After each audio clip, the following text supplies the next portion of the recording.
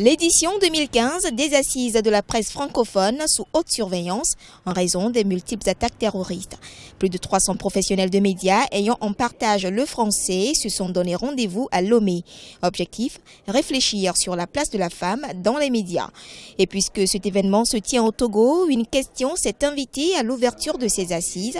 C'est le vote du nouveau code pénal le 2 novembre 2015 et qui fait toujours tache d'huile dans la presse togolaise. Désormais inquiète, mais le gouvernement tient à rassurer.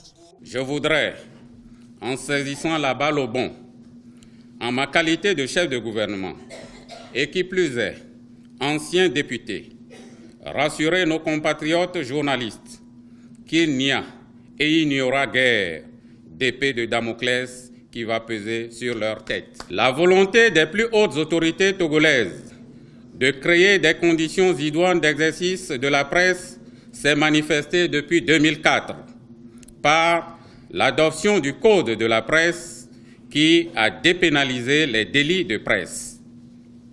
L'article 497 du nouveau Code pénal se situe dans un cadre général. Le nouveau code pénal n'est pas encore promulgué par le président de la République togolaise et c'est son article 497 qui pose problème.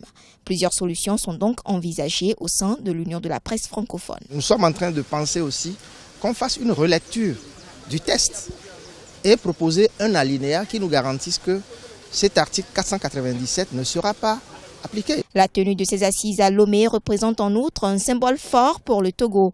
Le gouvernement et tous les acteurs du monde médiatique sont appelés à plus de collaboration pour la préservation de la liberté de presse.